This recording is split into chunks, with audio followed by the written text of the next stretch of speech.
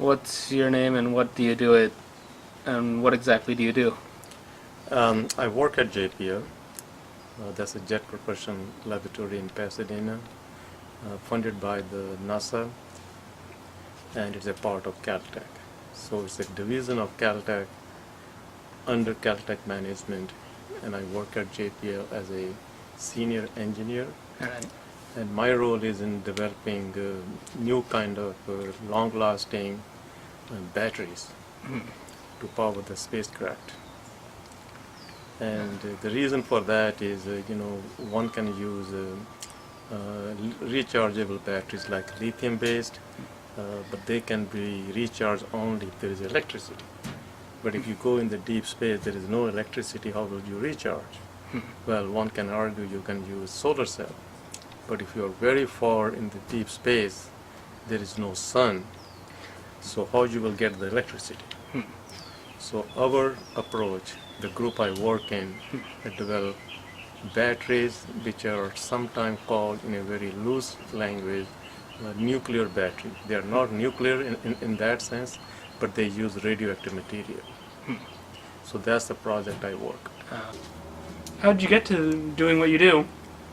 Well, if I look back professionally, I call myself material scientist. And before coming to JPL, I worked with other international companies or organizations. One of them is Lytton Systems, which supports defense-related projects.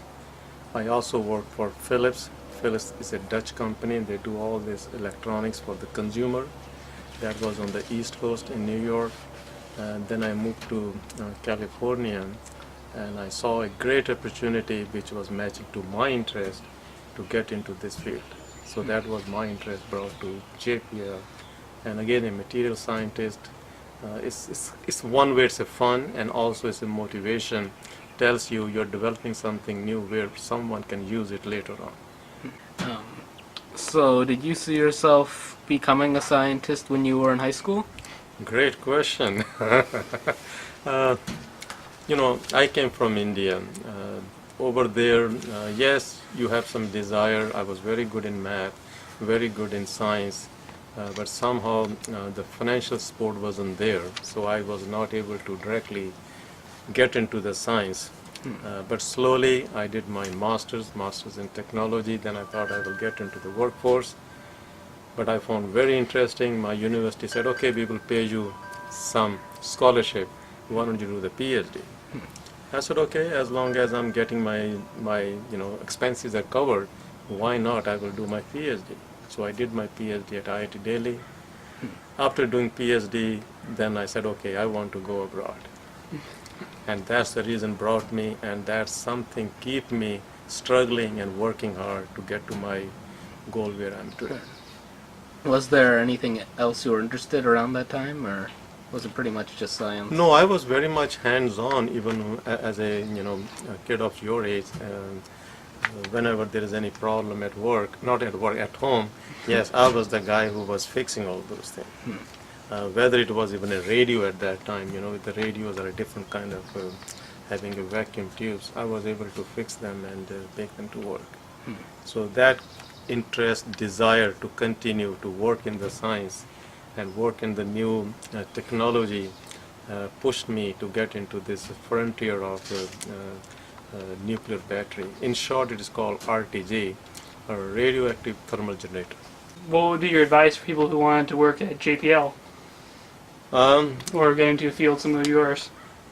JPL is a great place to work, and but you need the background, like you're coming with the science, you're coming with this like a software, you're coming with engineering. You have to have those kind of a discipline. But there are lots of opportunities and very challenging work done at JPL. So, but you have to have a desire, some kind of a drive, and also to enjoy. It's a very friendly environment to work at JPL.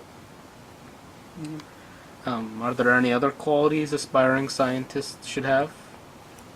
Other qualities.